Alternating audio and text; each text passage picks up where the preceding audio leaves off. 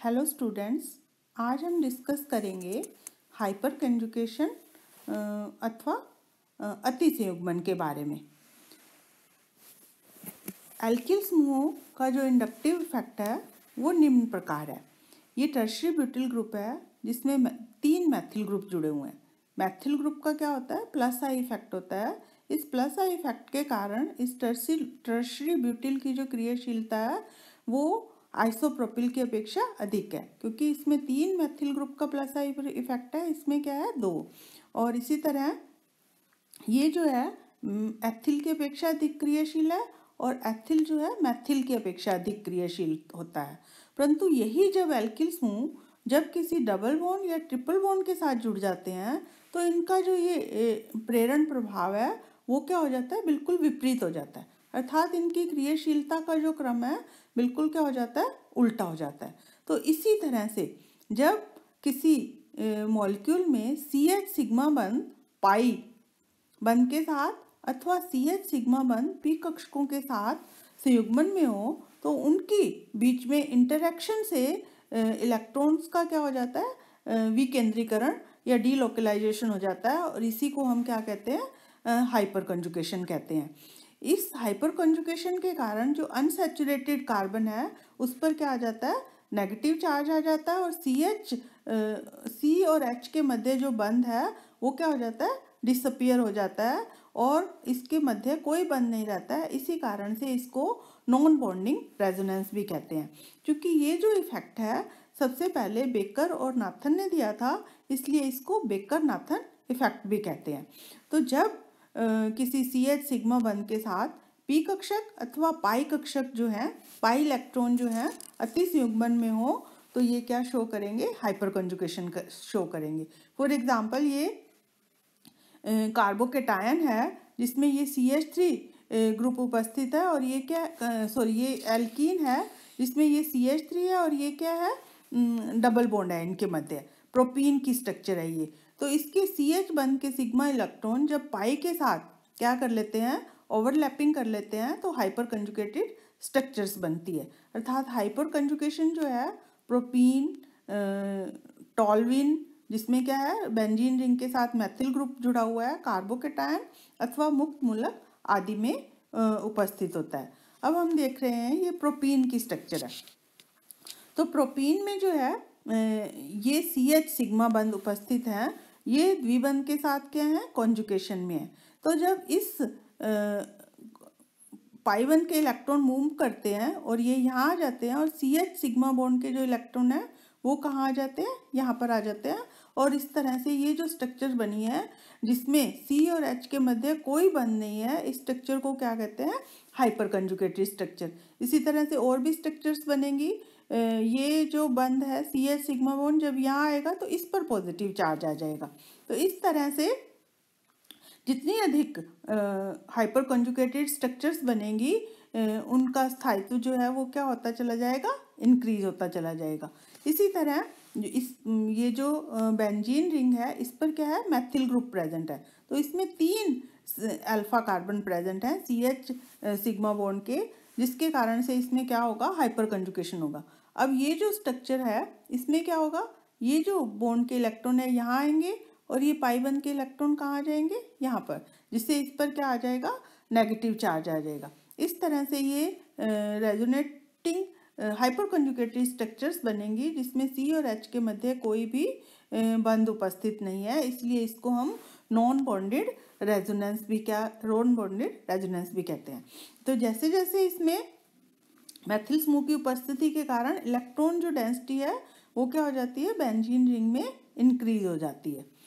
यदि तृतीयक ब्यूटिल समूह जुड़ा हो तो इसमें एक भी CH सिग्मा बंध नहीं होता है, तो इसमें हाइपर कंजुगेशन नहीं होता है और इसकी क्रियाशीलता क्या हो जाएगी?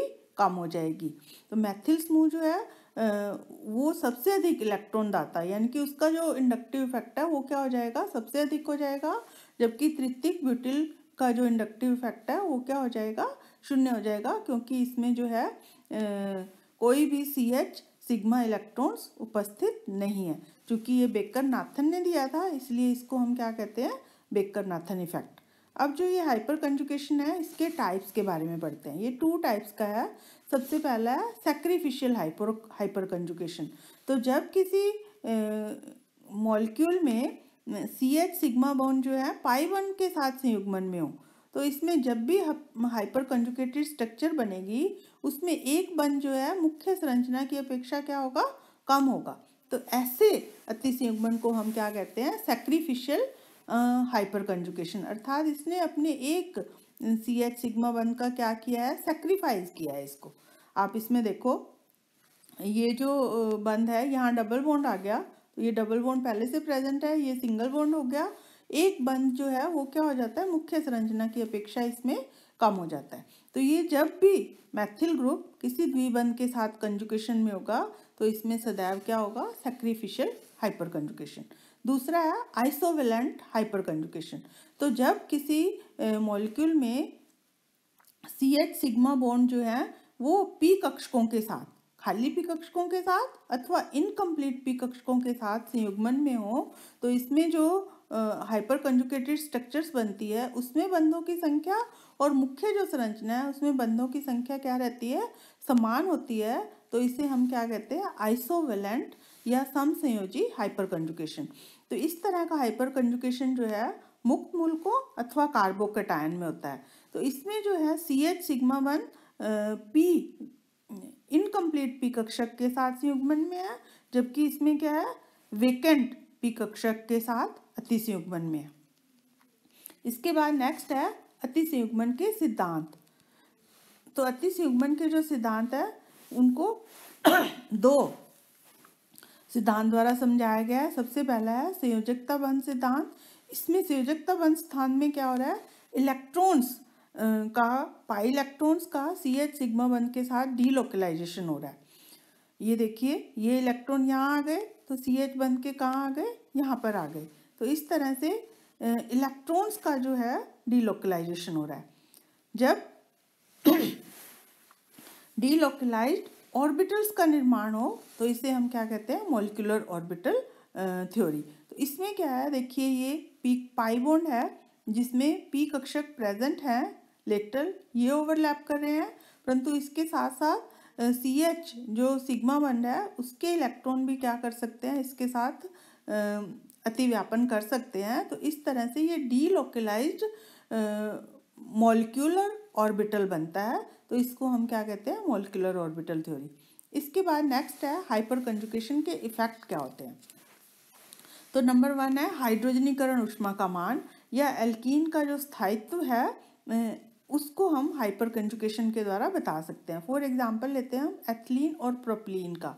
तो एथिलीन जो है उसमें एक डबल बॉन्ड प्रेजेंट है और परंतु प्रोपीन में एक डबल बॉन्ड के साथ क्या रहता है, CH3 समूह, जिसके कारण से उसमें हाइपर कंजुगेशन होता है। हाइपर कंजुगेशन के कारण उसकी हाइड्रोजनीकरण ऊष्मा का मान क्या हो जाता है, कम हो जाता है और वो एथिलीन की अपेक्षा क्या हो जाती है, स्थायी हो जाती है। उसके बाद नेक्स्ट है बंध लंबाई।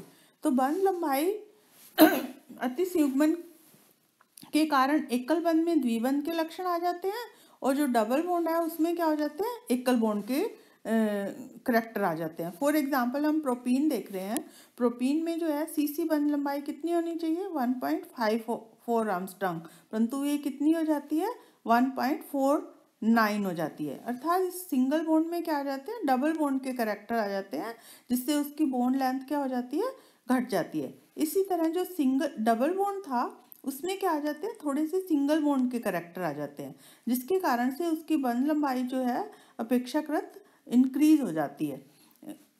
फॉर एग्जांपल इसकी बंध लंबाई कितनी है, ये डबल बॉन्ड है तो इसमें जब सिंगल बॉन्ड के करैक्टर आएंगे तो इसकी बंध लंबाई कितनी हो जाएगी, 1.33 एंगस्ट्रॉम हो जाएगी, ना कि 1.32।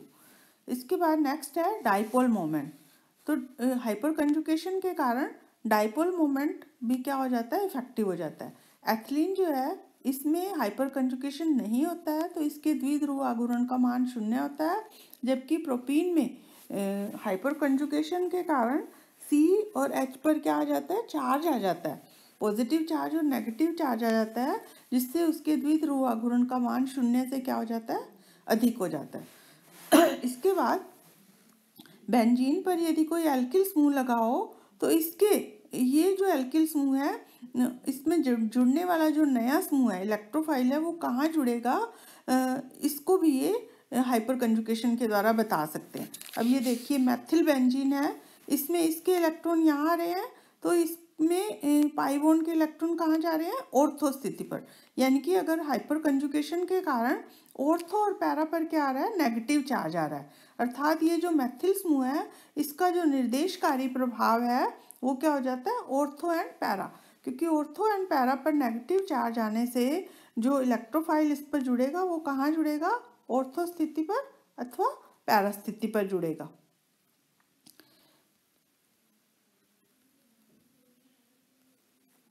ये तो था हाइपर कंजुगेशन। Thank you.